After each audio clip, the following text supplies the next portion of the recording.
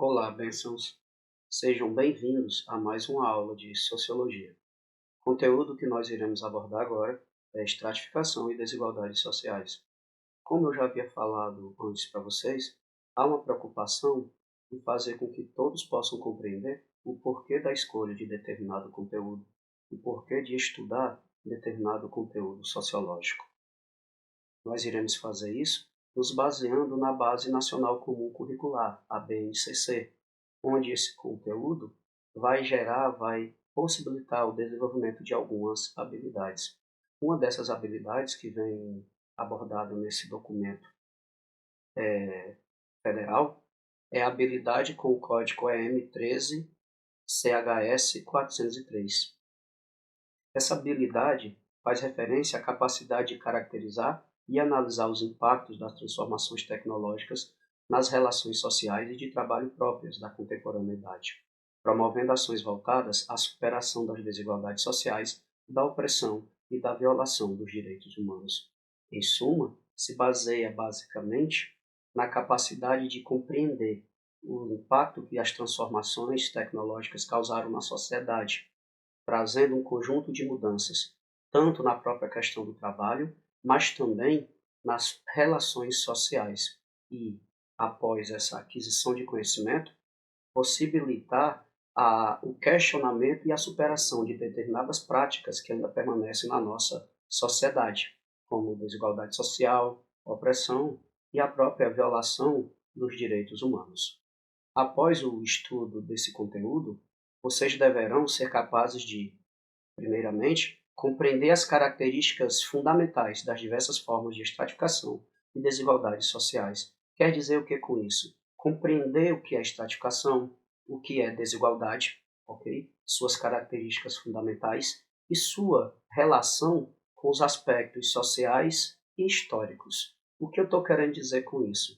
Que ao longo da aula você vai poder notar que ao mudar a sociedade, ao mudar a história, ao mudar o espaço geográfico, nós temos alterações nesses aspectos ligados à divisão social.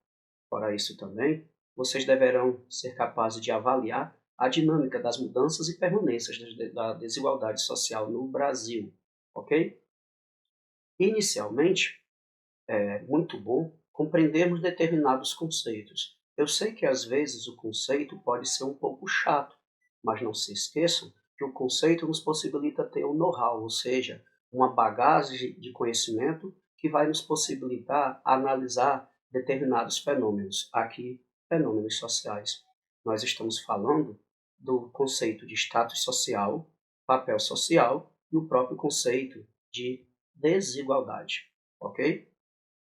Antes de iniciar a análise do conteúdo, é bom conhecer esses termos, para que vocês possam identificar determinados aspectos. Pois bem, nas diversas esferas da sociedade e nos diferentes processos de interação, grupos e indivíduos ocupam posições sociais associadas a diferentes graus de prestígio, poder, direitos e deveres. Isso é o que a sociologia denomina de status social. Caso não tenha ficado muito compreensivo, nós podemos dizer que status social faz referência à posição que o indivíduo tem dentro de um determinado grupo, dentro de uma determinada sociedade. E a partir do momento que nós temos indivíduos diferentes em posições diferentes, essas posições diferentes vão estar associadas a diferentes graus de prestígio, poder, direitos e deveres. Então, como consequência, ao nós termos diferentes posições de indivíduos dentro de uma sociedade e essas posições trazem para esses indivíduos diferenças de prestígio, diferenças de obrigação, de direito e poder, nós temos o conceito de status social, ok? Só que antes de nós iniciarmos, ao compreender um pouquinho os tipos diferentes de status social, ok? Vocês devem entender o seguinte: nós vamos focar aqui em 4, mas isso não implica que um ser humano, que um indivíduo, possua somente uma, ok? Guardem sempre isso. Os diferentes tipos de status social, os diferentes tipos de status, o indivíduo ele pode ter um ou mais, dependendo da situação. E você vai ser capaz de analisar isso ao compreender justamente o conceito de cada um. O primeiro conceito que nós temos é de status social legal. Depois, status social, social simples. Depois, status social adquirido. E, por último, status social atribuído. Ok? O status social legal faz referência a quê? Faz referência à determinação por leis e normas. Vocês compreendem que o conceito de status social está ligado à ideia de ocupação em diferentes posições dentro de uma sociedade, correto? Pois bem, nós estamos falando de pessoas consideradas diferentes a nível social. Nós temos o professor, nós temos o policial, nós temos um aluno, e socialmente eles são considerados diferentes, ok? Tendo dito isso, compreendam que a ideia de status social legal implica dizer que as pessoas são diferentes e essa diferença é sustentada por leis e normas. Quando eu falo de diferente, eu não estou falando aqui de uma ser considerada melhor ou pior. Para que vocês possam compreender, um de nós, vocês, eu, se nós formos andar de carro e nos depararmos com uma blitz, nós seremos abordados, ok? Todavia, se um juiz com aquele aparato, aquele símbolozinho no carro passar, ele não é abordado que nem a gente, por um motivo bem simples. A posição social dele é diferente da nossa. Isso significa que ele vai ter direitos que a gente não tem, mas ele vai ter também deveres que a gente não tem. Vocês estão entendendo? Nós estamos falando de diferentes status sociais. Só que o status social legal vai dizer o seguinte, que há um embasamento legal para que haja essa diferença. Há uma lei que diz que o juiz é diferente de mim. Há uma lei que diz que o policial é diferente de mim. Há uma lei que diz que um delegado é diferente de um juiz. E por aí vai. Se as leis e normas estão ditando, estão informando que existe diferença entre esses indivíduos, nós estamos falando de status social legal. Beleza? Nós temos também o status social puramente. Status social, né? Bem simples. Esse status social, gente, ele não depende da legislação. Ele ocorre à margem dele, à margem da legislação. Em que sentido? Quando eu digo que uma pessoa branca é melhor do que uma negra, quando eu digo, por exemplo, que uma pessoa da zona urbana é melhor que da zona rural, quando eu digo que um homem é melhor que uma mulher, eu estou tentando fazer aqui uma divisão de status social. Todavia, essa divisão não tem nenhum embasamento legal. Vocês estão entendendo? Não existe nada que justifique essa divisão. Se não existe nada que justifique essa divisão, é meramente um status social. Você percebe aqui que há uma diferença entre o status social legal e o status social puramente. Porque enquanto o status social não tem fundamento legal para garantir essa divisão, o status social legal tem. Existe uma lei que diz em que, por que e como os indivíduos são diferentes. Ok? Na sequência, nós temos o status social adquirido, que se baseia no mérito pessoal. Um exemplo bem simples. Pegando aqui um delegado. O status dele é diferente do meu de professor e é diferente do seu de aluno. Mas esse status social adquirido se baseou em quê? Em seu próprio mérito, onde ele fez um concurso, estudou e passou. Vocês entendem? Isso funciona também no caso, por exemplo, para um juiz, para um promotor e por aí vai. Por último, nós temos o status social atribuído, que é justamente quando essa diferença entre o status, de indivíduos é designado por outras pessoas, e não necessariamente só pela pessoa que se acha diferente. Vou dar um exemplo aqui para vocês.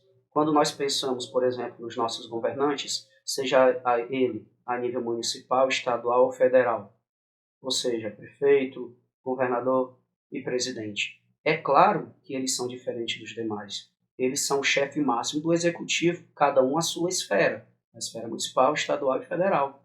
Mas por que eles são? Porque eles têm esse status social, porque a maior parte dos eleitores votou nele. Então, esse status dele foi atribuído por outras pessoas. Nesse sentido, você pode já claramente perceber aquilo que eu comentei antes, que uma pessoa pode ter mais de um status. É só você pensar, por exemplo, no juiz. O juiz, ele passou num concurso. Então, o status social dele é adquirido. Ele também tem uma lei que diz por que ele é diferente dos demais. Então, status social legal. Vocês estão entendendo? Dá para o indivíduo possuir mais de um, ok? Tendo falado dessa questão do status social, uma outra coisinha que nós devemos levar em conta faz referência ao conceito de papel social. De forma bem simples e resumida, o papel social faz referência à ação que o indivíduo tem dentro de seu próprio status. Caso não tenha ficado claro, qual é o papel do aluno? Estudar. Papel do professor? Ensinar. Papel do médico? Curar. E por aí vai. Então, de forma bem simples, o papel social é a maneira específica de agir e de se relacionar na sociedade que uma pessoa tem por estar em um determinado status social. Beleza? Pois bem, uma outra coisa que eu disse que nós iríamos discutir é o próprio conceito de desigualdade, especificando a ideia de desigualdade social. Gente, quando nós falamos em desigualdade social, coloquem na cabeça de vocês que, em linhas gerais, a desigualdade social se refere à privação de direitos ou de acesso a recursos para uma pessoa ou um grupo, criando assim distinção entre indivíduos. Falando de uma forma bem simples, nós podemos dizer que desigualdade social é o desequilíbrio no acesso a direitos, ok? E recursos que o indivíduo tem, onde, por exemplo, nós temos algumas pessoas que conseguem ter acesso a todos os seus direitos, enquanto outras não. Então, nesse sentido, nós temos a própria ideia de desigualdade social.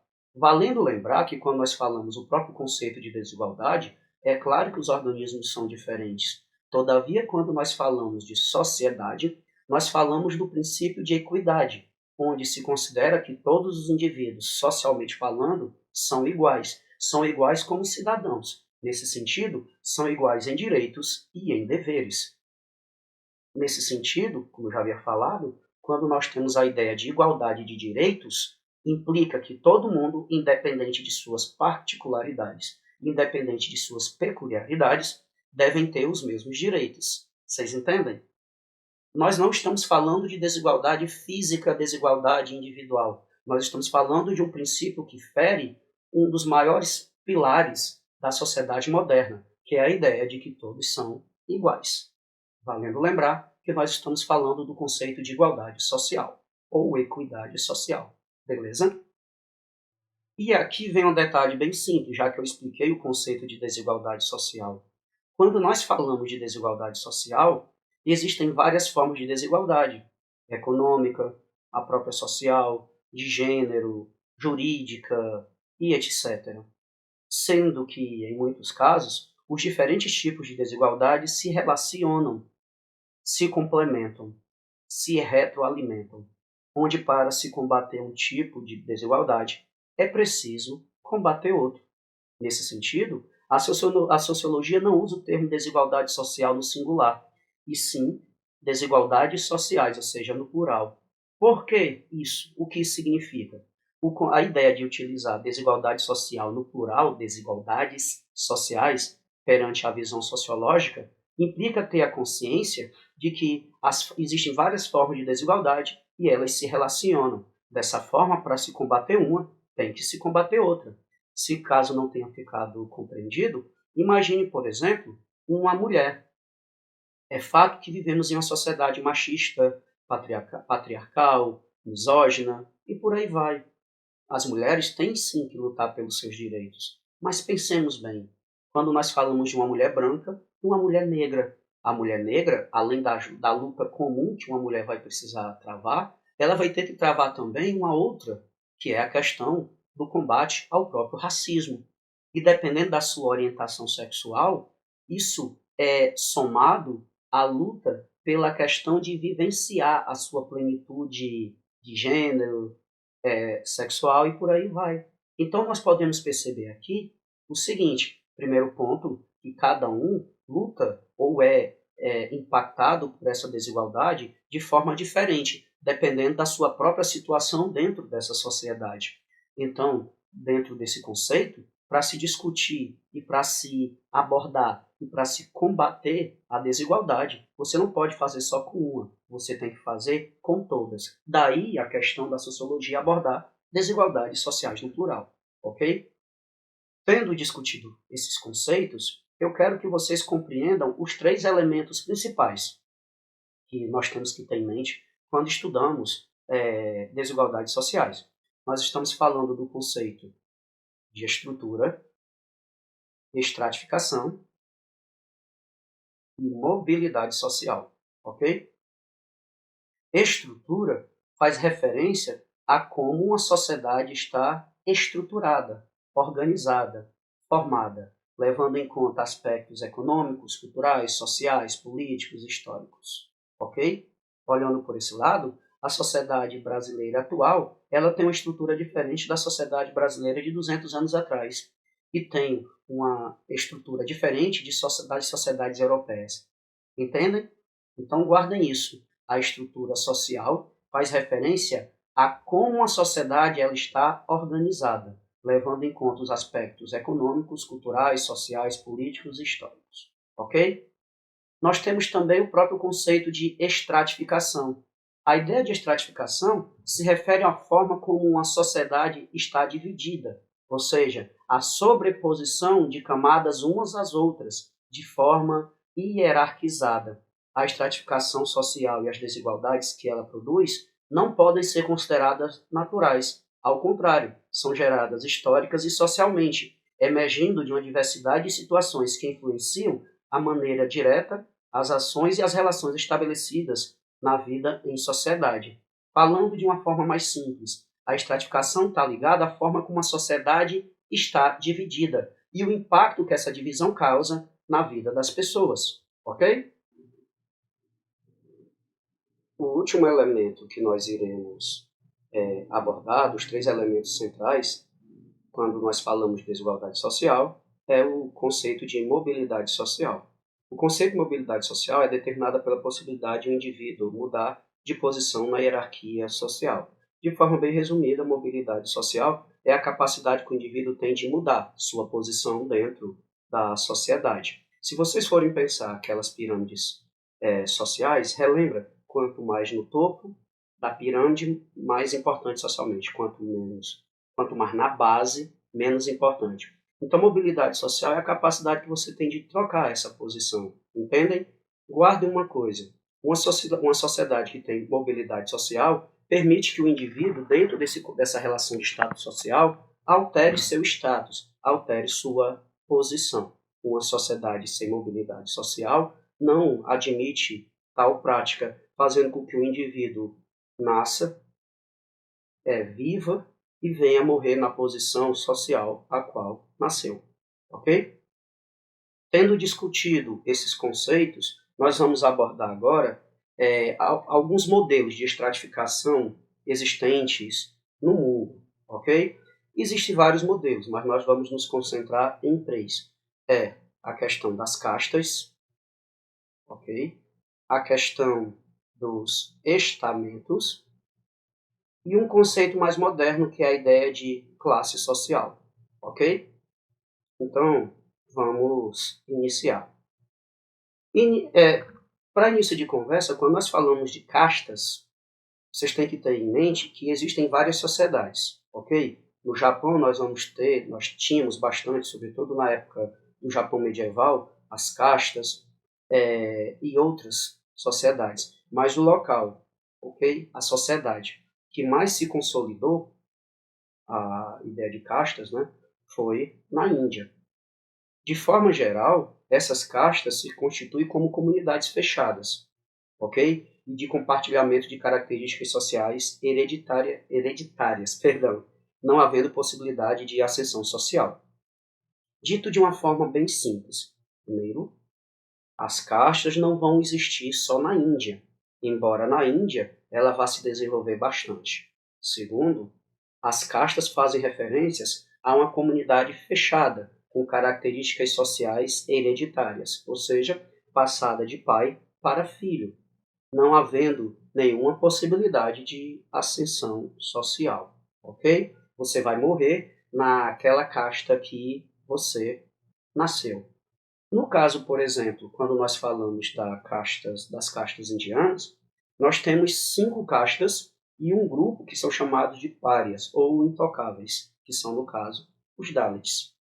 Nós temos no topo da pirâmide os Brahmanes, na sequência, os Kshatriyas, depois os Vaishyas e, por último, os Sudras. Os Brahmanes normalmente têm as funções mais elitistas, como, por exemplo, sacerdotes e mestres. Os Kshatriyas são guerreiros, os Vaishyas, comerciantes, os Sudras, operários. Os Dalits, os intocáveis, eles não se configuram como castas, eles são marginalizados dentro dessa concepção de castas na Índia. É bom, como curiosidade, vocês saberem que essa divisão, de acordo com a lógica hindu, faz referência à própria religiosidade, onde essa divisão social é uma espécie de recriação da divisão do corpo de Brahmani, o Deus Criador. Só para vocês terem uma ideia, de Brahma, perdão. Os Brahmanes, por exemplo, são a cabeça. Os Kshatriyas são os braços. E por aí vai. Quer dizer, cada um faz referência a uma parte do corpo do Deus Criador hindu. No caso, os Dalits não fazem parte do corpo dele, fazendo sim parte da poeira de seus pés. Por isso são considerados párias, intocáveis. Ok? Vem um detalhezinho que eu quero que vocês guardem. Todo tipo de estratificação social possui características próprias de controle social. Como assim controle social? Controlar a sociedade, controlar as ações dos indivíduos que estão dentro dessa sociedade. Por exemplo, nas castas, existia a crença de que se você fizesse por merecer, numa vida futura, você nasceria em uma casta melhor, em uma casta superior. Isso servia como uma espécie de controle social, uma vez que viver de forma correta era seguir as normas da sociedade. Então isso era uma forma de controlar a população, vocês entendem? Você controlava a população fazia todas as regras, seguia todas as regras que a sociedade ditava, com a esperança de que numa outra vida nascesse em uma casta melhor. É um tipo de controle social baseando-se na hereditariedade e na própria religião, ok? Os aspectos gerais que vocês têm que levar em conta quando falamos de casta é participação hereditária, por exemplo, de forma bem simples, um filho de um Brahmane será um Brahmane, um filho de um Kshatriya será um Kshatriya, um filho de um Vaishya será um Vaishya, um filho de um Sudra será um Sudra e o filho de um Dalit será um Dalit. Beleza? A participação nessa casta é atribuída por toda a vida. Você não tem como mudar dela. Ok? E aí vem um detalhe. Lindenberg, se um Dalit estudar muito e enriquecer, vai ser um Dalit rico. Não vai passar disso. Quer dizer, os Sudras ainda vão, mesmo pobres, vão ser melhores. Os Vaishyas, mesmo pobres, vão ser melhores. Entendem? Outra característica é o casamento endogâmico. O casamento endogâmico faz referência ao seguinte: normalmente, aqueles grupos mais tradicionais buscavam garantir o casamento dentro da própria casta. Brahmanes com Brahmanes, Kshatriyas com Kshatriyas, Vaishyas com Vaishyas. O casamento de qualquer um desses com Dalits era considerado um crime social. Ok? Contato limitado com outras castas, né? Identificação do indivíduo com a casta. A profissão se caracteriza pela casta e cada casta possui grau de prestígio próprio. Valendo lembrar, gente, que quando a gente fala de castas, hoje em dia na Índia não existe desse jeito como era há 50, 100 anos atrás, entendem? Nós temos tido lá um processo de modernização, pode dizer assim, um processo de ocidentalização, uma vez que a Índia é uma das economias emergentes, tem entrado em contato com vários povos. E isso tem facilitado a quebra de alguns princípios sociais, se não a quebra, pelo menos a flexibilização. Um bom exemplo é que nas grandes cidades você já percebe que essa questão das castas não tem mais tanto impacto. Não quer dizer que foi abandonado totalmente, ok? Mas quando nós falamos daquelas sociedades mais tradicionais, mais rurais, ainda há sim uma importância grande dada à questão das castas. Ok? Depois das castas, nós temos a ideia de estamento. Na Idade Média, pessoal, a sociedade se organizava em torno da vida rural, em decorrência do processo de ruralização e de feudalização que vai ocorrer no fim do Império Romano do Ocidente. Essa vida rural que vai ocorrer na Idade Média, ok, vai ser extremamente influenciada pela religião, no caso, a religião cristã, onde todos os aspectos da vida eram ditados pela Igreja Católica, indo desde o nascimento, vida e morte. Nesse mundo, a divisão social se baseava em dois parâmetros básicos, ok? A posse de terras e a ordem de importância perante Deus. São as duas formas de hierarquização que existia dentro da sociedade estamental, ok? Dependendo da posse de terra e dependendo dessa importância perante Deus, você tinha a divisão estamental. Você vai ter inicialmente o clero, depois a nobreza e depois os camponeses, vindo mais tarde os comerciantes. Cada uma dessas partes era chamada de estamento, possuindo um conjunto de direitos e deveres considerados naturais, determinados por Deus e sustentados legalmente. Dito de uma outra forma para ficar mais simples, o estamento, quando nós levamos em conta a sociedade medieval, leva em conta o controle que o indivíduo tinha sobre terra, e nesse sentido, quanto mais terra, mais poder, e também a ordem de importância perante Deus. Quanto mais próximo de Deus, mais importante era. Ok? Então, nós vamos ter em ordem descendente, nós vamos ter de cima para baixo, clero, nobreza, camponeses e, junto com os camponeses, os próprios comerciantes. Cada um desses indivíduos, dentro do seu próprio estamento, tinha um conjunto de direitos, mas também um conjunto de deveres. Direitos e deveres esses que foram determinados inicialmente por Deus e depois sustentados pela lei na Terra. Ok? Se nós formos pegar, por exemplo, um poema de um bispo chamado Bispo Aldeberon, ou Aldeberon de León, ele vai dividir a sociedade em 3 estamentos: os lobos, as ovelhas e os burros, onde cada um fazia a sua função.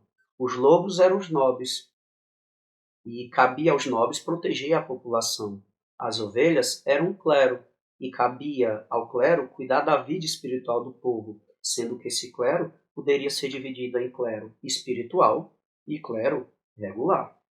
Ok? O clero espiritual, pessoal, fazia ligado àquelas classes monasteriais, como monges que passavam a vida enclausurados. Ok? Entrava lá do monastério e não saía mais nem morto. Não tinha contato com a população. Eles viviam só para trabalhar e orar. E nós temos o clero regular. O clero regular é aquele que vai lidar com a população, por exemplo, fazendo casamentos, batismos e missas. Por último, segundo Aldeberon, nós vamos ter os burros, que são os camponeses, que têm como função sustentar todos os demais. Valendo lembrar, pessoal, que essa divisão que o bispo traz da Idade Média é uma divisão histórica e geográfica. O que isso quer dizer? Isso quer dizer que ao longo de todos os 1000 anos da Idade Média, nós não vamos ter só essa divisão, ok? E também, dependendo do local lá da Europa, nós vamos ter tipos diferentes de divisão, ok? Essa estrutura social fixa foi transformada no final da Idade Média e no início da Idade Moderna, com a crise do sistema feudal e o fortalecimento do comércio. E, nesse sentido, o surgimento de uma nova classe oriunda dos burgos, a burguesia, ok?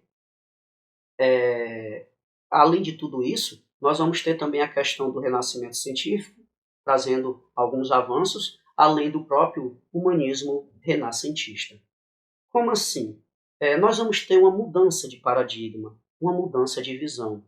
Ao longo da Idade Média, nós vamos ter uma visão teocêntrica, ou seja, com Deus sendo o centro do universo e sendo justificativa para tudo. Valendo lembrar que essa justificativa era dada por seus representantes na Terra, que no caso era a própria igreja.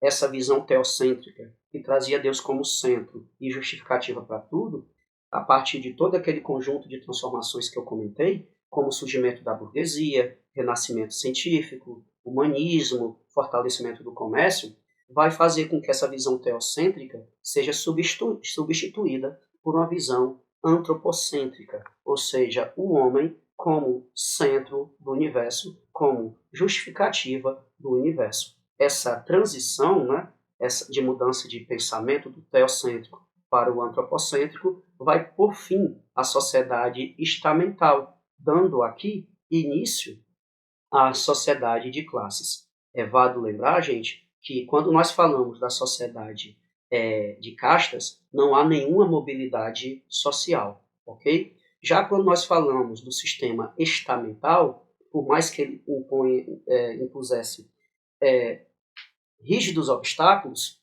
nós não podemos dizer que não havia mobilidade social dentro das sociedades estamentais, ok? Existiam, só que era mais fácil ter uma mobilidade social. Era um sistema mais aberto em comparação às castas, ok? Segundo Max Weber, ok, que é um dos teóricos que nós vamos analisar, os estamentos vão representar um momento de transição na Europa.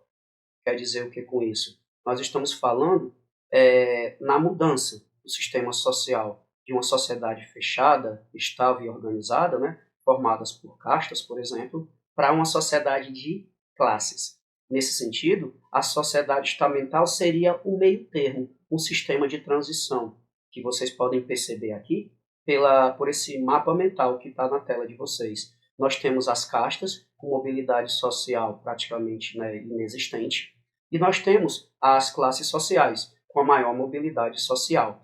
E em meio termo, nós temos os estamentos, com a mobilidade social intermediária. Nas castas era impossível você ter uma mudança, pelo menos não na sua vida. Não se esqueçam que eles usavam como forma de controle social a ideia de que se você realizasse tudo o que a sociedade queria de você, você na outra vida voltaria a uma casta melhor. Nós temos os estamentos com a mobilidade intermediária e as classes sociais com maior mobilidade. Eu coloquei aqui a exemplo, pessoal, a ideia da divisão entre nobreza de sangue e nobreza de toga. É válido lembrar que o status de nobreza, né, quando a gente fala de Idade Média, era um status hereditário, quer dizer, passado de pai para filho, entendem? Então, tecnicamente falando, um filho de nobre seria nobre, um filho de camponês seria camponês. Todavia, existia sim possibilidades de você ascender socialmente. Imagina que alguém, um camponês, salvou a vida de um rei. Então, o rei dava um título para esse camponês de nobre. Com o passar do tempo, você vai ter a divisão entre os nobres de sangue, que são aqueles que realmente descendem de classes nobres, e nós temos os nobres de toga, que foram aqueles que de alguma forma conseguiram conquistar esse título, fosse comprando ou fosse realizando algum feito que chamasse a atenção do rei. A nível de curiosidade, para diferenciar esses tipos de nobre, foi criada uma coisa que vocês conhecem como etiqueta. Ou seja, aquele negócio da arte de saber comer, como falar, como se comportar.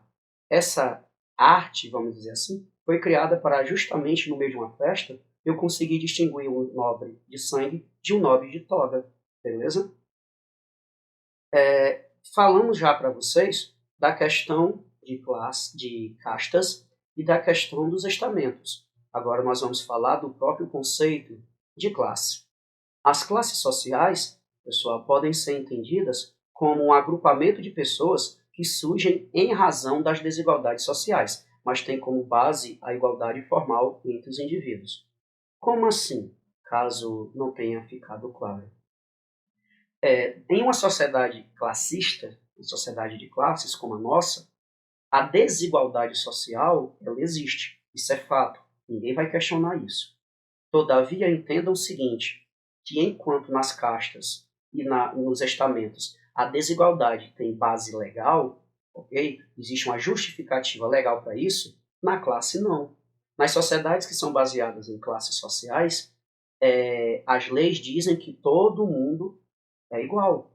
nós temos aqui uma igualdade formal entre os indivíduos.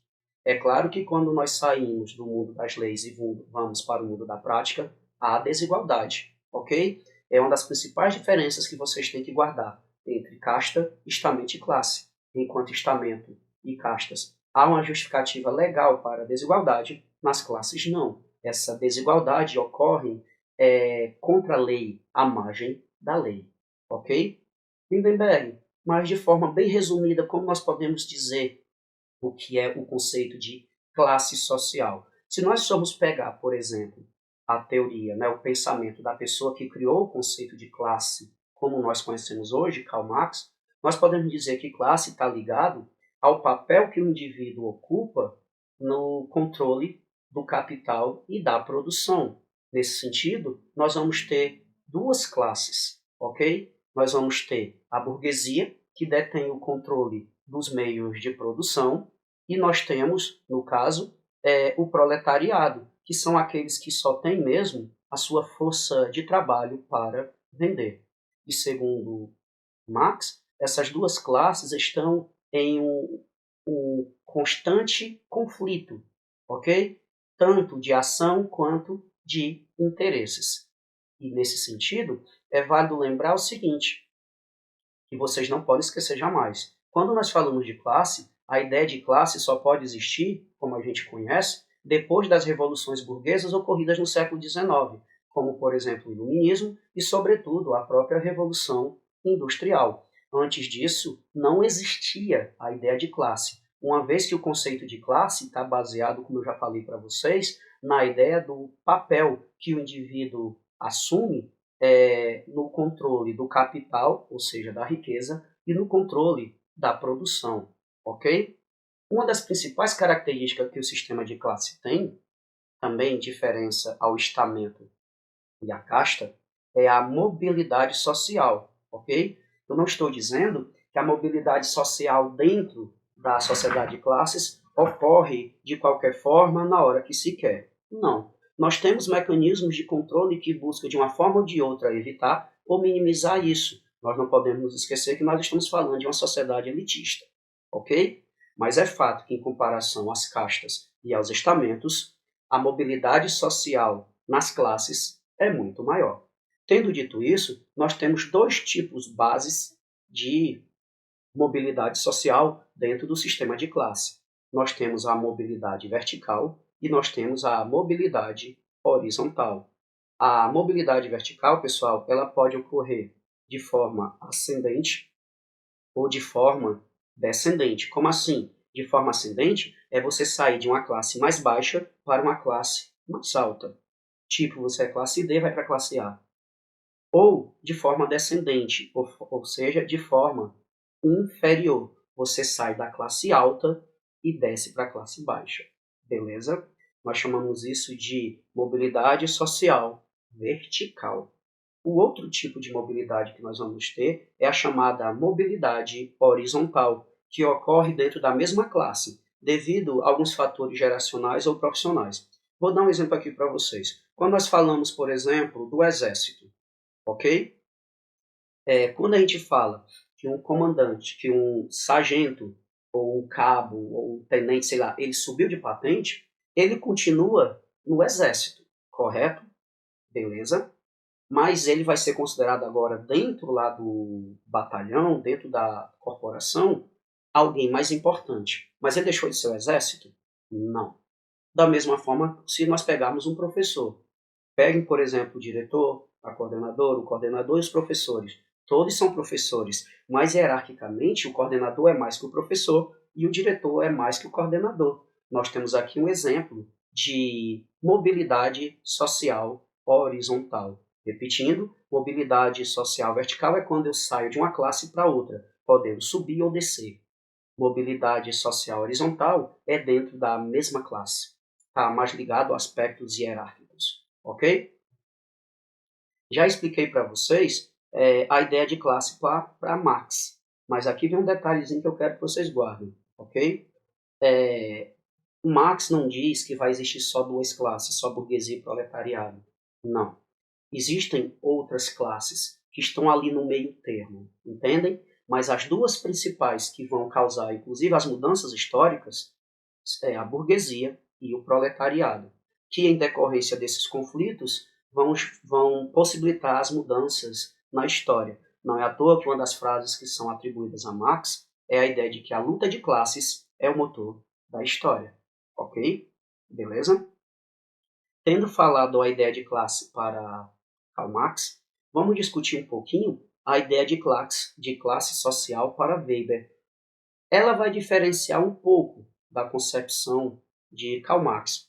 Enquanto Karl Marx vai discutir a ideia de classe social focando especificamente, ok, nas determinações econômicas, no controle sobre a produção ou não, Weber ele vai mais além. Ele vai levar em conta outros aspectos, como, por exemplo, a política e o próprio aspecto social. Dentro desse aspecto social, nós temos cultura, modo de ver a vida, padrão comportamental. Se nós formos olhar por esse lado, a visão, né, de classe que Max Weber tem acaba sendo bem mais ampla que a visão de Karl Marx. Beleza?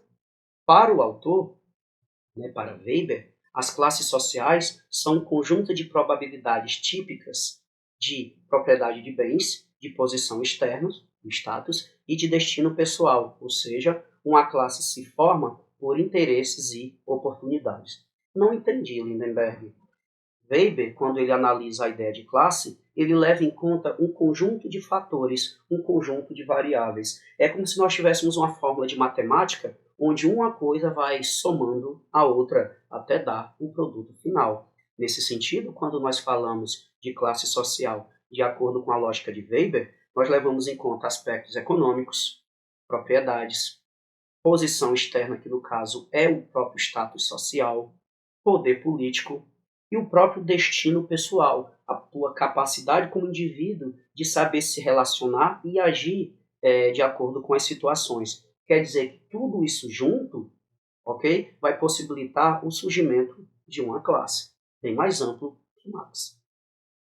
Para Weber, além da própria classe social, ok, a divisão da sociedade deve ser observada para além de outros elementos, ok? Além do econômico, como eu já falei, como é o caso da ideia de partido e da ideia de status, ok? Partido para Weber faz referência a que há grupos de pessoas que buscam impor a sua vontade aos demais. O que é partido para Weber? É um grupo de pessoas que têm interesses em comum e querem impor esses interesses na cabeça das outras pessoas, ok? Já status faz referência a como uma coletividade se diferencia pelo prestígio e pela honra social de que goza e por seu estilo de vida. Nesse caso, se leva em conta as características individuais, mas também de um determinado grupo.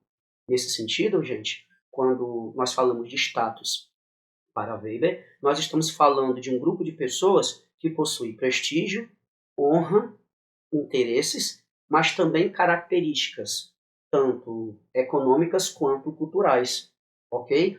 Mais uma vez, é um conceito bem mais amplo. A teoria weberiana de estratificação social é importante para mostrar que outras dimensões, além de classes, como o caso a econômica, da visão de Karl Marx, influenciam a vida das pessoas, existindo uma relação complexa de interação entre os grupos de status e partidos. Além destes, operam separadamente, ampliando os fatores envolvidos nas análises de estratificação social. Dito de forma diferente, quando nós levamos em conta a lógica de Weber, quando ele analisa essa questão de divisão social, nos permite ter uma visão mais ampla sobre todas as possibilidades que levam a uma divisão social, levando em conta o aspecto econômico, levando em conta o aspecto cultural e por aí vai, como eu já havia falado antes, uma visão bem mais ampla. Nós falamos muito até agora dessa questão de classe social, correto? E vocês já entenderam, gente, que a classe social, que define e divide a sociedade em vários grupos de pessoas, se baseando basicamente não no seu aspecto econômico, é claro, mas também em outros aspectos. Quando nós falamos de divisão de classes sociais de acordo com Marx, levamos em conta só o aspecto econômico.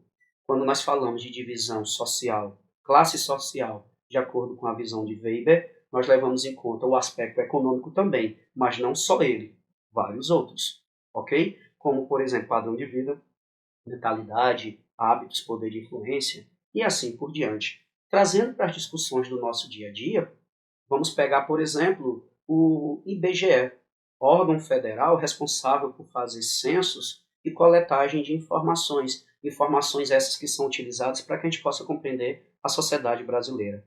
O IBGE, Instituto Brasileiro de Geografia e Estatística, vai discernir o seguinte, que a classe social a qual uma pessoa pertence pode ser definida somando-se à renda de todas as pessoas que moram na mesma residência.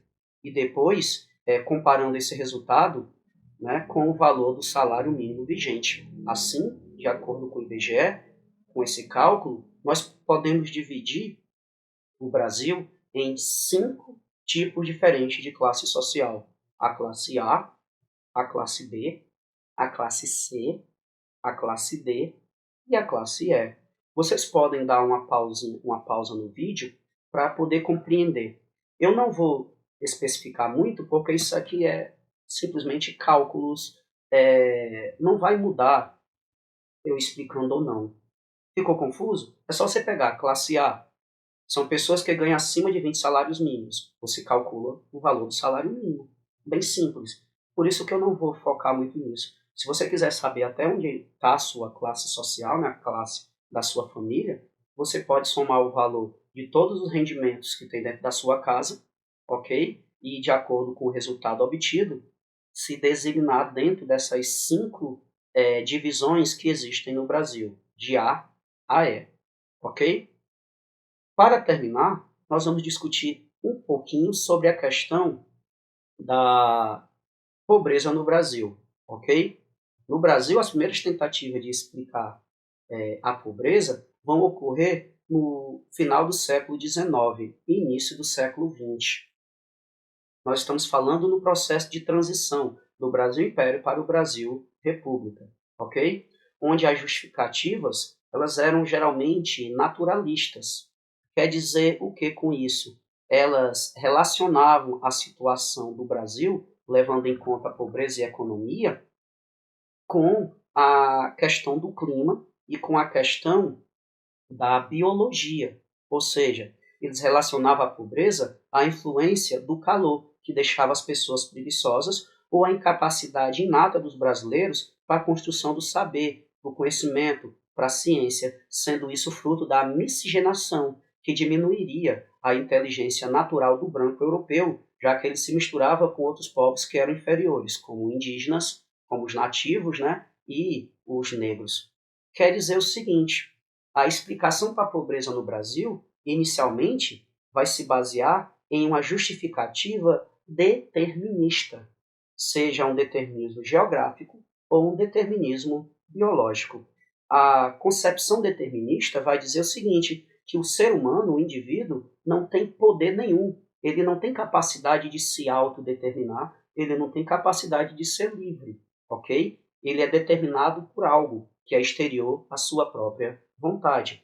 Quando nós falamos de determinismo geográfico, nós estamos falando de que o indivíduo é influenciado pelo local e suas características geográficas. No caso, se o lugar é muito quente, como aqui no Brasil, isso vai fazer com que as pessoas sejam preguiçosas. Ou, no caso, o determinismo biológico, que vai dizer que o indivíduo vai ser influenciado unicamente por traços genéticos. No caso, dizendo que o brasileiro ele era incapaz de desenvolver o conhecimento em decorrência da miscigenação do povo brasileiro, ok? Daí nós vamos ter a necessidade, no final no processo de finalização da escravidão no Brasil e uma tentativa de industrialização aqui, nós vamos ter o incentivo à imigração, com a vinda de imigrantes europeus. A vinda desses imigrantes se baseava justamente nessas duas concepções do determinismo geográfico